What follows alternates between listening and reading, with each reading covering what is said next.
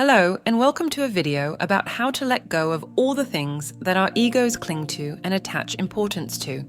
Things our egos identify with, whether it's physical belongings, beliefs, opinions, judgments, emotions, status, recognition, or anything else. There's no harm in having a sense of identity, as long as one remembers that it's a role. It's a mask we put on for a while that has nothing to do with our eternal selves. And when we start to accept this, we begin our journey toward surrender. In David R. Hawkins' teachings, surrender is a transformative pathway. Surrender represents an inner mechanism of releasing attachments, judgments, and emotions, which together contribute to the ego's hold over one's consciousness. Through surrender, one can experience greater peace, understanding, and a progressively liberated state of consciousness. This journey towards surrender is continuous and not a one-time achievement, as it requires letting go of both conscious and unconscious resistances, which Hawkins categorizes as barriers to higher awareness and inner freedom. Hawkins emphasizes that surrender is a form of release that transcends intellectual comprehension. It's something that can only be experienced directly, and the intellect cannot grasp or explain it in its entirety. Rather than denying or escaping emotions, surrender involves fully experiencing and then releasing them, allowing the energy behind each emotion to dissipate.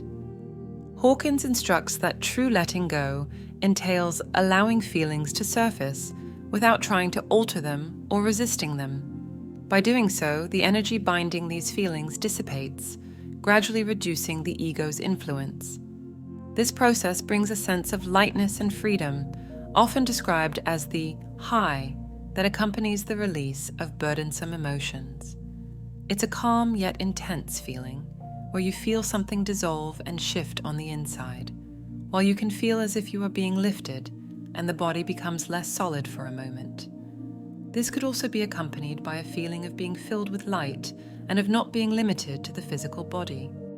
Surrender involves recognizing that most of the mind's thoughts and judgments are habitual resistance mechanisms. According to Hawkins, thoughts are merely mental constructs and are often not rooted in reality. If you observe how this works, you can see a strange dynamic at play. Our identity is basically a set of thoughts that give us a sense of a coherent self. My name is Sven, I work in an office, I vote for the moderates, Social Democrats, Centre Party, or the Green Party. I prefer beer over wine. I'm a stamp collector, and I have these opinions and attitudes towards this or that issue, and I believe this or that to be true because this or that reason, and so on. We often attach a lot of importance to many parts of our perceived identities. They get emotionally charged, and we feel attacked, diminished, and as if someone was trying to take something valuable from us when they are called into question, or someone simply has a different opinion. The parts of our identity then color our perceptions and determine what kinds of experiences we have. Whether there is something metaphysical about this or not, we can leave an open question, since metaphysics is not needed to explain this state of affairs. However, if you've started to figure out a few things about our so-called reality and the times that we are living in, you know that the lines between what is physical and metaphysical are becoming more and more blurred at an ever more rapid rate. Be that as it may, most people know about the good old psychological mechanism of selective perception, that we are primed to look for different things depending on who we are, and our past experiences and our identity to a large degree determine what settings, people, and experiences we seek out. So undoubtedly, what is going on inside us draws us to things, people, and events. But if they are drawn to us because of processes that are not immediately observable, is hard to prove, even if Hawkins certainly believed so. Since reality is not what it appears to be when observed with the five senses, it is governed by many forces not yet recognized by mainstream science, and since these forces do seem to be operating beyond logic and cause and effect, this seems at least likely, even if we shouldn't be so sure that anyone has yet grasped exactly how this works. This last part is sort of beside the point, though. The point is that these complex processes just described give fuel to more thoughts that we associate with who we are, and thus plunge us deeper into the illusory identity. Surrender teaches us to observe these processes, especially our thoughts and the emotions associated with them, without identification, allowing us to see them as constructs rather than absolute truths. This detachment leads to a state where thoughts and emotions no longer define one's sense of self, but are simply seen as temporary phenomena within a broader consciousness. Thus, before we start waking up from the collective dream, the ego is closely tied to our sense of identity. Hawkins describes the ego as an accumulation of survival programs, beliefs, opinions, fears, and desires that have been integrated over time to protect this illusory sense of self that we've been discussing. The ego's approach to security is fundamentally flawed. It depends on attachment, control, and resistance, all of which create internal conflict and dissatisfaction. The ego's need to maintain control is what makes surrendering so challenging. Hawkins points out that as one begins to release the grip of the ego, it may respond with resistance tactics, such as doubt, distraction, or avoidance. Recognizing and surrendering these responses allows one to diminish the ego's influence. This is a subtle process, as the ego is very good at lulling us back to sleep, making us believe the stories it tells us even when we know better. It takes a bit of self-observation to recognize this. You may be fully in line with the awakening and the higher states that it entails on one level. You've seen and experienced enough to know that this process is real, that you will live forever, and that you can no longer approach life from the level of the ego. Yet, at the same time, this is exactly what you're doing. You still insist on trying to figure everything out with your mind, fork things to happen, and struggle, while worrying incessantly about all kinds of temporary, transient issues relating to the physical 3D reality, while at the same time. You're stuck here because the ego cannot understand the process that you are going through, and as long as you're interacting with your reality from the level of the ego, this is something you need to really understand and remind yourself of over and over again. This bears repeating. The ego cannot understand the process that you're going through, and as long as you're interacting with your reality from the level of the ego, this is something you need to really understand and remind yourself of over and over again. This surrender process also intersects with Hawkins' concept of the scale of consciousness, a scale he developed to describe levels of human awareness. Higher levels on this map, such as acceptance, love, and peace, reflect more expansive and liberated states of being, while lower levels, such as fear, anger, and shame, are associated with contraction and resistance. By surrendering lower-level emotions and thought patterns, individuals can rise to higher levels of consciousness. Hawkins explains that as one surrenders, one moves beyond the ego's limiting perspectives, enabling access to deeper truths and the inherent peacefulness of the higher consciousness. The basic premise of releasing blocked emotions is to stay present, allowing them to be felt while not resisting them. We have a whole video on the topic, and there will be a link to it at the end screen, as well as a video that explains the scale of consciousness and how to rise on it in more detail. An essential component of Hawkins's surrender approach is non-attachment, which allows one to navigate the world with a sense of inner freedom. Non-attachment does not imply indifference or detachment from life, but rather a lack of dependency on specific outcomes for happiness. In fact, Hawkins's teachings don't forbid anything or tell you that you should live in a state of deprivation. What he repeats is simply the age-old truth that if we seek happiness outside of ourselves and become attached to any of it, we create suffering. And in fact, the more we surrender and the more we let go of the need for this or that, the more we are able to enjoy our experiences. Hawkins references the teachings of Buddha and Christ to illustrate that freedom involves experiencing life fully while releasing the need to control it. As surrender progresses, there is a gradual reduction in the dependence on external situations, relationships, and material possessions for one's sense of fulfillment. This echoes, for example, the statement from Jesus, "Look at the birds of the air. They neither sow nor reap nor gather into barns, and yet your heavenly Father feeds them. Are you not of more value than they? And which of you, by being anxious, can add 1 cubit to his span of life? And why are you anxious about clothing? Consider the lilies of the field, how they grow. They neither toil nor spin. Yet I tell you, even Solomon in all his glory was not arrayed like one of these." Through Hawkins' lens, surrender transforms one's perspective on emotions and challenges. For instance, Hawkins suggests that when we face pain, fear, or anger, rather than labeling these as negative experiences to be avoided, we can view them as opportunities for further surrender and growth. Every time an experience, good or bad, arises, we can either use it to bring us deeper into the present moment, or we can try to resist it or cling to it, and thereby let it push us out of the present moment and into the mind's futile attempts at controlling what it cannot control. By releasing resistance to these experiences, we align more closely with our true essence, which exists beyond the fluctuations of emotions. As this practice deepens, it shifts from an occasional exercise to a habitual state, with surrender becoming a natural response to life's events. Hawkins describes this progression as transitioning from being identified with the fluctuating ego to recognizing the ever-present witness within, the infinite, unchanging, intelligent consciousness behind everything, which is unaffected by external circumstances.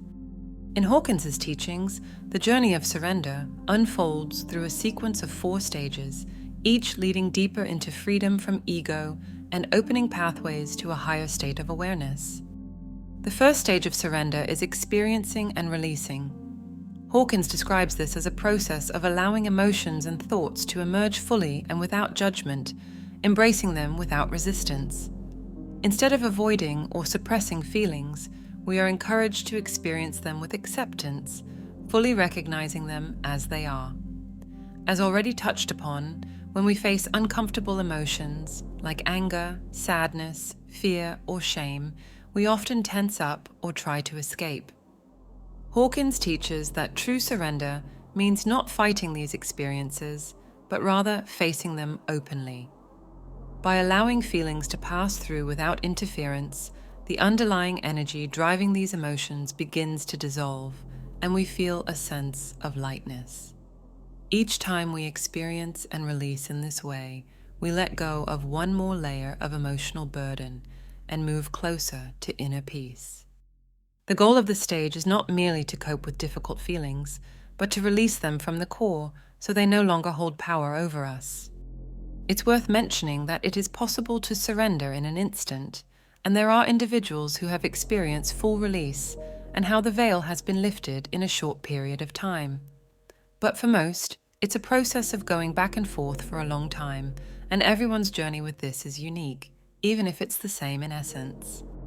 The second stage in surrender is ego reduction. Hawkins emphasizes that the ego is not our true self. It is an accumulation of beliefs, desires, and fears formed over time to help us feel secure and in control. However, this approach is inherently limiting, as the ego relies on attachment, control, and judgment to maintain its sense of self. In other words, exactly what we need to transcend in our awakening process. As we continue the practice of experiencing and releasing, we naturally begin to see through the illusions of the ego. In this stage, we learn to observe our thoughts and emotions from a place of detachment, understanding that they do not define us. Instead of identifying with each passing thought or impulse, we recognize them as temporary experiences within a larger consciousness. This awareness of the ego's mechanisms leads to a gradual decrease in its influence over our lives. By practicing this non-identification, we strip the ego of its power bit by bit, and we begin to sense a deeper part of ourselves that exists beyond the constant stream of thoughts and emotions. Ego reduction is not an act of denial, but a shift in perspective, realizing that our true nature is unaffected by the fleeting, self-centered concerns of the ego. In the third stage, we encounter non-attachment, a state of profound inner freedom. Hawkins points out that attachment to people, outcomes, possessions, and situations creates a dependency that ultimately limits us. True non-attachment, as he describes, does not mean rejecting or withdrawing from life, but rather letting go of the need for specific outcomes or dependencies on circumstances. We learn to live fully without clinging, cultivating an inner joy and freedom that do not rely on external factors. In this stage, we begin to navigate life with less resistance and more openness, allowing each experience to unfold as it will, without the need to control or fixate on what should happen. Non-attachment transforms our approach to relationships, goals, and material possessions, where fulfillment is not conditional, but comes from an abiding sense of inner contentment. We no longer feel the compulsion to grasp after what we want or push away what we dislike. Instead, there is a peaceful acceptance that life will bring both joy and challenges, and our sense of well-being no longer hinges on controlling these events. Finally, the journey of surrender leads to alignment with higher consciousness. Through consistent release of emotional burdens, reduction of ego control, and the cultivation of non-attachment, we gradually align with what Hawkins describes as higher consciousness. Here, we connect with deeper states of love, acceptance, peace, and even joy, which arise naturally and effortlessly. As we surrender to this state of awareness, we begin to experience life from a perspective of unity, seeing others not as separate, but as connected expressions of the same consciousness. Challenges and setbacks are no longer perceived as threats, but as opportunities for growth and further alignment. Aligning with higher consciousness also brings a sense of purpose that is not dictated by external achievement, but is rooted in a deep sense of connection and meaning. In this stage, the qualities of kindness, compassion, and understanding are no longer practices we must remind ourselves to follow, but are expressions of our natural state of being. This alignment allows us to respond to the world around us with greater wisdom, spontaneity, and inner calm, no longer driven by the ego's fears and desires, but by a profound sense of peace and clarity. In Hawkins' teachings, these stages flow together as a single transformative journey, each deepening our capacity for surrender and revealing the peace, love, and awareness that have always existed within us. In summary, David R. Hawkins' teachings present surrender as a journey to inner freedom and higher awareness. He describes this path in 4 unfolding stages, starting with experiencing and releasing. In this stage, we fully allow emotions to surface without judgment or resistance, letting them dissipate naturally. This process of release brings a lightness as the energy behind challenging emotions dissolves. Next is ego reduction, where we observe thoughts and feelings without identifying with them. As the ego's control over us diminishes, we begin to see thoughts as temporary experiences rather than defining aspects of who we are. From here, non-attachment grows, encouraging us to release dependency on outcomes and possessions. Joy and contentment start to arise from within, no longer bound to external circumstances, which deepens our engagement with life without clinging.